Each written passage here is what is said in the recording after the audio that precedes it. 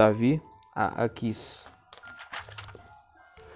se eu tenho achado graça aos teus olhos, dá-me lugar numa das cidades da terra, para que ali habite, pois por que razão habitaria o teu servo contigo na cidade real?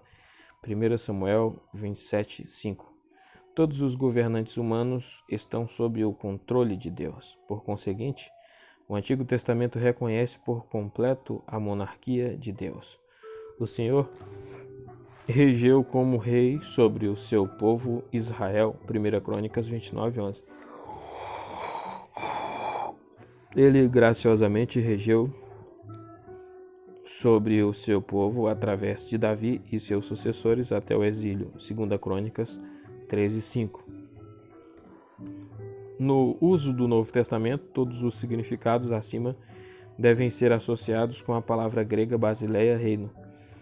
Esta é a principal tradução de mamlaká na Septuaginta e, como tal, não admita nem um pouco que os autores do Novo Testamento usassem tal palavra para se referir ao reino de Deus, à região, o rei, a soberania e a relação com o próprio Deus.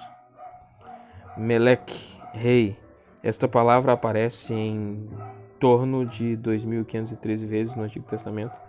É encontrada várias vezes em Gênesis 14:1 e aconteceu nos dias de Anrafel, rei de Sinar, Arioque, rei de Alazar, Kedorlaomer, rei de Elão, e Tidal, rei de Goim.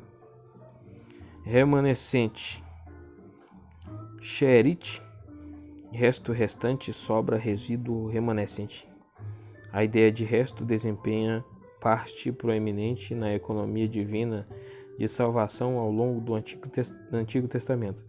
O conceito de resto é aplicado sobretudo aos israelitas que sobreviveram a calamidades como guerra, peste e fome, pessoas a quem o Senhor, na sua misericórdia, poupou para ser o seu povo escolhido, porque de Jerusalém sairá o restante, e do monte de Sião o que escapou, o zelo do Senhor fará isso. 2 Reis 19:31 e Esdras 9:14. Os israelitas sofreram repetidamente grandes catástrofes que os levaram à beira da extinção. Muitas vezes eles oraram, como está registrado em Jeremias 42:2. Cai agora a nossa súplica diante de ti e roga por nós ao Senhor teu Deus por todo este resto, porque de muitos restantes uns poucos, como veem os teus olhos. Isaías usou a palavra Sheerit 5 vezes para denotar aqueles que seriam deixados pelas invasões assírias, porque de Jerusalém sairá o restante, e do monte Sião o que escapou, o zelo do Senhor dos exércitos fará isso. Isaías 37:32. Miqueias também anunciou o ajuntamento dos judeus depois do exílio, profetizando: certamente te ajuntarei todo inteiro, ó Jacó, certamente congregarei o restante de Israel. Miqueias 2:12. Em Miqueias 4:7 ele predisse: e da que cocheava farei a parte restante, e da que tinha sido arrojada para longe uma nação poderosa, e o Senhor reinará sobre eles no monte Sião, desde agora e para sempre. Em Miqueias 5:7 e 7:18, Miqueias proclama ideia semelhante. Jeremias discutiu a situação difícil dos judeus que fugiram para o Egito depois da captura de Jerusalém por Nabucodonosor. Do mesmo modo, quando todos os judeus que andavam em Moabe e entre os filhos de Amon e em Edom e os que havia em todas aquelas terras ouviram que o rei da Babilônia havia deixado um resto em Judá, então Joanã, filho de Careá, falou a Gedalias em segredo em Mispa, dizendo: irei agora e ferirei a Ismael. Por que razão te tiraria ele a vida, e todo o Judá que se tem congregado a ti seria disperso, e pereceria o resto de Judá? Jeremias 40:11. Sofonias, profeta do século 7 a.C., identificou o remanescente com os pobres e humildes. Sofonias 2:3. Zacarias anunciou que um resto estaria presente no momento da vinda do reino do Messias. Zacarias 12:10. Shear, resto remanescente, resíduo. Isaías descreve a sobra de Israel. E acontecerá naquele dia que os resíduos de Israel e os escapados da casa de Jacó nunca mais se estribarão sobre o que os feriu. Antes se estribarão sobre o Senhor, o Santo de Israel, em verdade. Isaías 10:20. Observe que um tema duplo emerge da maioria das passagens proféticas relativas ao remanescente. Primeiro, um remanescente sobreviverá quando as pessoas estiverem sujeitas ao castigo. E dois, o fato de que um remanescente sobrevive e permanece traz uma nota de esperança para o futuro. Isaías 10:21 anuncia: os resíduos se converterão sim, os resíduos de Jacó, ao Deus forte. Em Isaías 11:11, o profeta proclama: porque há de acontecer naquele dia que o Senhor tornará a estender a mão para adquirir outra vez os resíduos do seu povo que restarem da Síria e do Egito e de Patros e da Etiópia e de Elão e de Sinar e de Ramate e das ilhas do mar. Veja também resto. B, verbo, sha'ar. A palavra em hebraico sha'ar significa ficar, restar, fazer restar. Este verbo e seus derivados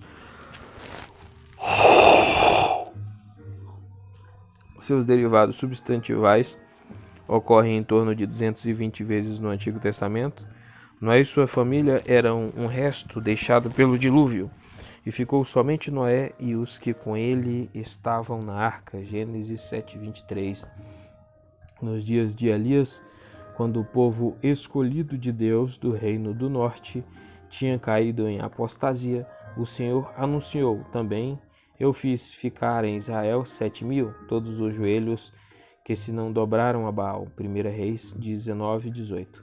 No período anterior ao exílio, esta ideia de sobra foi acentuada por Isaías.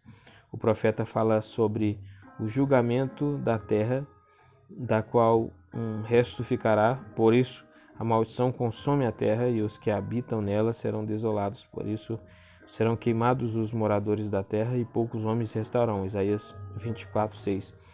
Isaías 4:3 diz respeito a uma sobra que compartilha da santidade.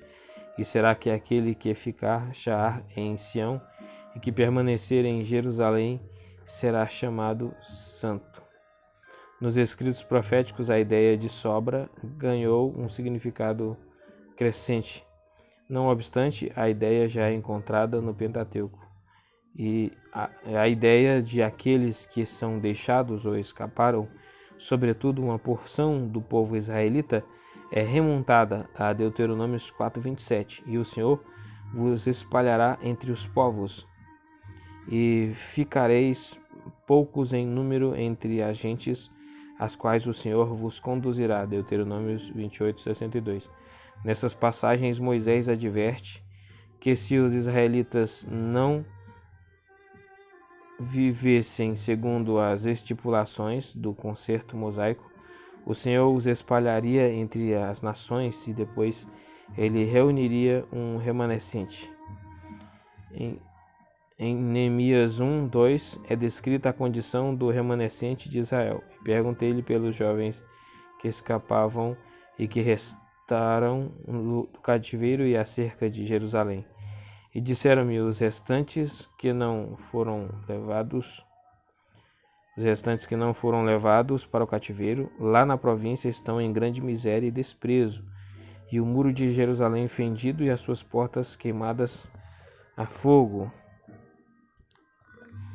A palavra agora é remir, no hebraico é gaal. Remir, libertar, resgatar, vingar, agir como parente. Este grupo de palavras é usado 90 vezes, principalmente no Pentateuco. Salmos, Isaías e Ruth. Principalmente na raiz parece ser quase exclusivamente hebraica, já que o único cognato é o nome próprio Amorita. O anjo que me livrou de todo mal, seu uso básico tinha a ver com a libertação de pessoas ou propriedades que haviam sido vendidas por causa de dívidas, como em Levíticos 25. Quando teu irmão empobrecer e vender alguma porção de sua possessão, então virá o seu resgatador, seu parente, e resgatará o que vendeu seu irmão. Se ela prospera, a própria pessoa pode se resgatar. Levíticos 25. O pobre pode se vender a um israelita. Levíticos 25:39. Ou um estrangeiro que habita em Israel. Levíticos 25:47. A responsabilidade de resgatar pertencia ao parente mais próximo, irmão, tio, filho do tio ou parente de sangue da família. Levíticos 25:25. A pessoa parente que resgatava aquele que estivesse em dificuldades financeiras era conhecida por resgatador. Levíticos 25:25. Ou parente remidor. Ruth 2:20. Em Deuteronômio 19:6, o resgatador é chamado vingador do sangue, cujo dever era executar o assassino do seu parente. O verbo ocorre neste sentido 12 vezes e é traduzido por vingador do sangue, Números 35:12. O livro de Ruth é um relato bonito do parente redentor. Sua responsabilidade está resumida em Ruth 4:5. No dia em que tomares a terra da mão de Noemi, também tomarás da mão de Ruth, a moabita, mulher do falecido, para suscitar o nome do falecido sobre a sua herdade. Assim, o parente redentor era responsável por preservar a integridade, a vida, a propriedade e o nome da família do seu parente próximo, ou fazer justiça no seu assassino. O maior uso deste grupo de palavras diz respeito a Deus que prometeu: eu sou o Senhor e vos livrarei da sua servidão e vos resgatarei com braço estendido e com juízos grandes. Êxodo 6:6. Salmos 77:15. Israel confessou: tu, com a tua beneficência, guiaste este povo que salvaste. Êxodos que salvaste, né? Êxodos 15:13. E lembravam-se de que Deus era a sua rocha e o Deus Altíssimo, o seu Redentor. Salmos 78:35. O livro de Isaías evidencia a palavra Redentor. Usa para se referir a Deus 13 vezes, todas nos capítulos 41 a 63, e Gaal é usada 9 vezes para aludir a Deus, primeiro em Isaías 43:1. Não temas, porque eu te remi. Chamei-te pelo teu nome, tu és meu. O termo Gaal é empregado em referência à libertação do Egito, Isaías 51:10, e ao cativeiro na Babilônia, Isaías 48:20. O Redentor de Israel é o Santo de Israel, Isaías 41:14. O Criador de Israel, vosso Rei, Isaías 43:14. O Senhor dos Exércitos, Isaías 44:6. E o Forte de Jacó, Isaías 49:26. Aqueles que compartilham da sua salvação são os remidos, Isaías 35:9. O livro de Salmos coloca a redenção espiritual em paralelo com a redenção física. Por exemplo, aproxima-te da minha alma e resgata-a. Livra-me por causa dos meus inimigos. Salmo 69:18. Bendize a minha alma ao Senhor e não te esqueças de nenhum de seus benefícios. É Ele que redime a tua vida da perdição e te coroa de benignidade e de misericórdia. Salmo 103:2. A palavra padá em hebraico também é remir, resgatar. Originalmente, o uso desta palavra sobrepôs kafar, ambos significando resgatar. No uso teológico, cada raiz tendeu a se desenvolver em direções diferentes, de forma que elas podem ser consideradas sinônimas só em sentido muito amplo. O termo padá indica que uma ação interveniente ou substituinte efetua a libertação de uma condição indesejável. Em contextos mais seculares, implica pagamento de algum tipo, mas 1 Samuel 14,45 indica que o direito não está intrínseco na palavra. Saul está determinado em executar Jonatas por sua transgressão involuntária, mas o povo livrou a Jonatas para que não morresse. A escravidão aparece como condição da qual alguém pode ser resgatado. Êxodos 21:8 e Levítico 19:20. A palavra está relacionada com as leis da primogenitura, como lembrança da matança de todos os primogênitos egípcios, mas da poupança dos israelitas, Deus reteve reivindicação eterna da vida de todo israelita primogênito do sexo masculino, de homens e de animais. Os últimos eram sacrificados, porém, a todo primogênito de seus filhos eu resgato. Êxodos 13:15. Deus aceitou a separação da tribo de Levi para o serviço litúrgico em lugar de todo israelita primogênito, Números 3:40. Contudo, o israelita masculino ainda tinha de ser resgatado, padá, do serviço pelo pagamento do dinheiro do resgate especificado, Números 3:44-51. Quando Deus é o sujeito de padá, a palavra enfatiza sua liberdade total e soberana de libertar os seres humanos. Está escrito que Deus redime os indivíduos, Abraão, Isaías 29:22, Davi, 1 Reis 1:29, e nos Salmos, por exemplo, Salmos 26:11, 21:5 e 71:23. Mas normalmente Israel, o povo eleito, é o beneficiário. A redenção ou libertação é proclamada de forma absoluta. 2 Samuel 7:23, Salmos 44:26 e Oséias 7:13. Mas está escrito que o sujeito é resgatado de uma opressão específica. Em outros momentos, a referência é menos explícita, por exemplo, das dificuldades. Salmo 25:22. E dos homens maus, Jeremias 15:21. Só uma vez padá é usado para descrever a libertação de pecados ou iniquidades. Ele remirá a Israel de todas as suas iniquidades. Salmo 130:8. Kafar. A palavra kafar em hebraico significa resgatar, reconciliar, expiar. Kafar.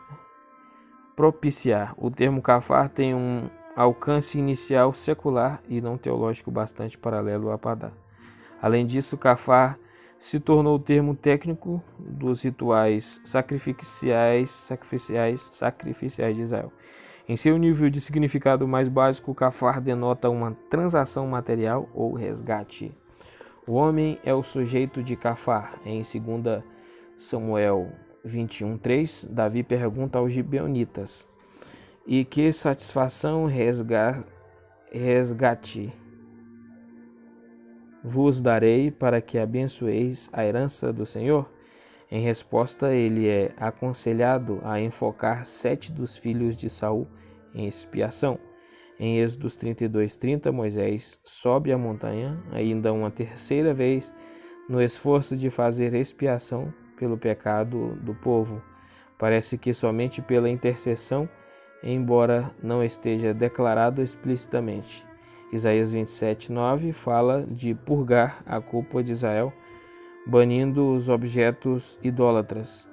Em Números 25:13 está escrito que Finéias fez propiciação pelos filhos de Israel ao matar com uma lança um casal durante a adoração orgíaca a Baal. Deus também é o sujeito de kafar neste sentido geral. Em 2 Crônicas 30:18, Ezequiel ora para que Deus perdoe aqueles que não estavam ritualmente preparados para participar da Páscoa. Na conclusão do cântico de Moisés, Jeová é louvado porque ele fará expiação pela terra do seu povo. Deuteronômio 32, 43. Ara. Usos gerais semelhantes da palavra aparecem em Salmo 65, 3 e Daniel 9, 24. Jeremias usa cafar uma vez para pedir que Jeová não perdoe a iniquidade daqueles que tramam matá-lo. Jeremias 18, 23 e no Salmo 79, 9 a palavra quer dizer purgar o pecado. Com muita frequência, cafar é usado com relação a ritos específicos e o sujeito imediato é um sacerdote. Todos os tipos de sacrifícios rituais são explicados em termos de cafar. Descobrimos que a aspersão de sangue sobre o altar feita pelos sacerdotes durante a oferta pelo pecado. A tate é descrita por expiação. Êxodo 29, 36. O uso de sangue não é tão proeminente nos sacrifícios, mas a relação com a expiação ainda se mantém. É claramente verdade da oferta pela culpa, Levíticos 5,16. O princípio se mantém mesmo quando o pobre não pode dispor de animal ou pássaros e ele sacrifica somente um pouco de farinha, ou seja, onde obviamente não está envolvido sangue, Levíticos 5:11 e 13. Faz expiação, cafar também é parte do propósito do holocausto. Levíticos 1:4, números 15 e 25. O único tipo principal de sacrifício não classificado como expiação em Levítico é a oferta de manjares, cereais, minhá, do capítulo 2, mais Ezequiel 45:15, inclui sob esse título. 1 de Crônicas 6:49 aplica o conceito ao ministério sacerdotal em geral. A conexão de tudo o que diz respeito aos rituais com cafar culmina na complexa cerimônia do dia da expiação, Yom Kippur, como está descrita em detalhes em Levíticos 16. As palavras expiar, compensar, propiciar, resgatar são traduções de cafar e em parte são sinônimas. Em qualquer sacrifício, a ação é dirigida a Deus. Propiciação e a ofensa, expiação, os verbos expiar, reconciliar e até perdoar, se relacionados com o sacrifício, têm Deus como o sujeito primário, ao passo que propiciação trata Deus como objeto. Todos os sacrifícios do mundo não satisfariam a justiça de Deus, por exemplo, Miqueias 6:7 e Salmo 50:7. Portanto, só Deus pode prover uma expiação ou compensação pelo pecado pela qual sua ira é aplacada. O Deus justo não é implacável nem caprichoso, pois prover para si o resgate ou sacrifício substituto que o satisfaz. O sacerdote no altar representa o próprio Deus, levando a oferta exigida diante de Deus. O sacrifício não é essencialmente a ação do homem, mas o próprio ato de Deus de misericórdia perdoadora. B. Substantivo. Geulá. Direito de resgate. Esta palavra é usada com relação à libertação de pessoas ou propriedades que haviam sido vendidas por dívida. A lei exigia que o direito de resgate da terra e de pessoas fosse protegido. Levíticos 25, 24 a 48. O preço do resgate era determinado pelo número de anos que restavam até a liberação das dívidas no ano do jubileu. Levíticos 25, 27. A palavra Geulá também ocorre em Jeremias 32, 7.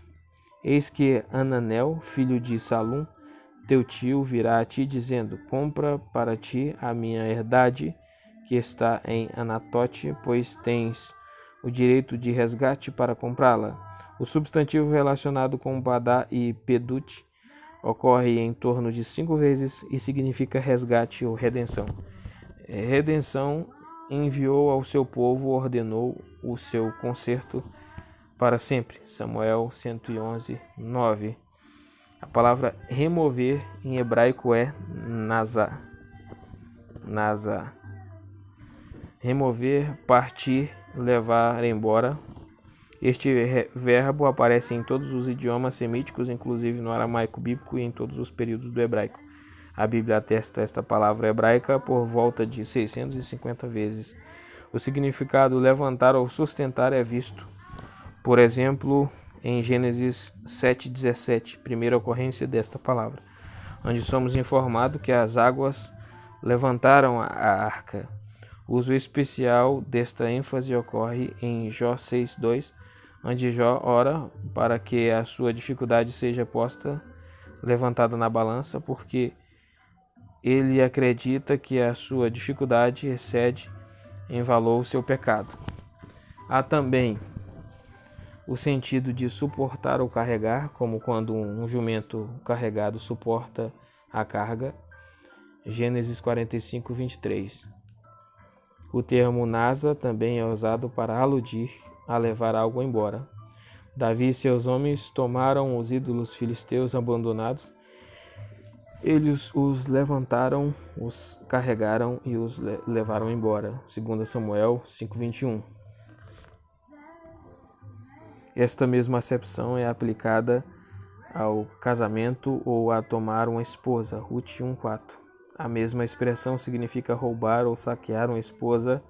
Juízes 21:23. A expressão levantar cabeças quer dizer levantar um censo, numerar. O Senhor disse a Moisés que levantasse a cabeça dos filhos de Israel, tomar a soma dos filhos de Israel, Êxodo 30:12. Esta última expressão bem pode ser prova da influência direta do idioma acadiano. Com frequência, nasa é usado como parte de um gesto, por exemplo, levantar a mão. Este gesto pode ser hostil, segundo Samuel 20:21, parte de um juramento, Êxodo 6:8, algo feito enquanto se ora, Salmos 28:9, e sinal, Isaías 49:22. Levantar a cabeça pode significar ser ou declarar independência em poder e controle, Juízes 8:28. A mesma expressão é usada para aludir a estar livre, 2 Reis 25:27 e Gênesis 40:13. Ao passo que perder a cabeça pode significar morrer, Gênesis 40:19. Levantar a face quer dizer poder olhar alguém diretamente nos olhos, ter consciência clara para com alguém ou em referência a algo, 2 Samuel 2:22. Ou antecipar que as coisas vão dar certo, Jó 22:26. Deus diz que aceitará o pedido de Ló. Ele reassegura a Ló que as coisas serão do modo como ele quer, Gênesis 19:21. Esta expressão pode significar estar bem disposto para com ou respeitar, 2 Reis 3:14, e ser influenciado a favor de Jó, Jó 13:8. Quando Deus levanta seu rosto sobre alguém, quer dizer que ele mostrará seu favor a essa pessoa, Números 6:26. Levantar os olhos é ver, Gênesis 13:10, e desejar alguém, Gênesis 39:7. O termo nasa também é empregado com palavras para sons e comunicação verbal. Levantar a voz quer dizer chorar, Gênesis 21:16. Também pode significar convocar ruidosamente, Juízes 9:7. Falar um provérbio, Números 23:7. Declarar uma sentença, 2 Reis 9:25. Caluniar, Salmos 15:3. Transmitir um falso rumor, Êxodos 23:1. E proferir um nome, Êxodos 20:7. Este verbo é usado com alma no sentido de levantar a alma. Isso significa dar a si mesmo ou ser dependente de algo. O pobre levanta a alma pelo seu salário. Deuteronômios 24:15. Às vezes, nasa quer dizer sustentar. Gênesis 13:6 diz que a terra não podia sustentar ou prover bastante alimento para os partidos de Abraão e Ló. Em Êxodos 28:38, a Bíblia fala de levar o pecado e a iniquidade, onde está escrito que Arão leve a iniquidade das coisas santas. O pecado das coisas santas estará em Arão, que é o santo ao Senhor. Êxodos 28:36. Em Gênesis 18, 24, Abraão pleiteia com Deus para poupar Sodoma e Gomorra e tirar o pecado do lugar. Nazi, chefe eleito. Esse substantivo aparece 130 vezes e se refere ao indivíduo levantado publicamente. 12 príncipes gerará e dele farei uma grande nação. Gênesis 17, 20 e Números 1, 44. Vários outros substantivos relacionados ocorrem menos. O termo matzan aparece 45 vezes como carga ou fardo, Números 11, 11, e 21 vezes como expressão vocal, 2 Reis 9, 25. O substantivo mais et, que ocorre 16 vezes e diz respeito à ação de levantar, Salmo 141, 2, e a algo erguido, Gênesis 43, 34. O vocábulo si et ocorre 14 vezes, com dois sentidos. Primeiro, um levantamento como uma insurreição, Jó 41, 25, e dignidade, Gênesis 49, 3, e segundo, algo que é levantado como uma inchação ou mancha grande, Levíticos 13, 2. A palavra neziim ocorre 4 vezes, com o significado de umidade, névoa e nuvens que pairam, Jeremias 10, 13. Tanto matizar, Isaías 30, 27, como si, Jó 20.6, ocorre apenas uma vez. A palavra repousar. Repousar é nuar. Descansar, repousar, ficar, aquietar-se. Esta palavra é comum no hebraico antigo e moderno, como também no acadiano e no garítico antigos. Ocorre no texto do Antigo Testamento cerca de 65 vezes. A primeira ocorrência está em Gênesis 8:4. E a arca repousou no 7º mês, no dia 17 do mês, sobre os montes de Ararat. Isto ilustra o uso frequente desta palavra para mostrar o assentamento físico de algo em algum lugar em particular. Outros exemplos são pássaros, 2 Samuel 21, 10, insetos, Êxodos 10, 14, e solas dos pés nas águas do Jordão, Josué 3, 13. Às vezes, repousar indica um envolvimento completo e, portanto, impregnação, como no espírito de Elias, que repousa em Eliseu, 2 Reis 2,15. A mão de Deus, que descansa na montanha, Isaías 25, 10. E quando a sabedoria no coração do prudente repousa, Provérbios 14, 33. A palavra no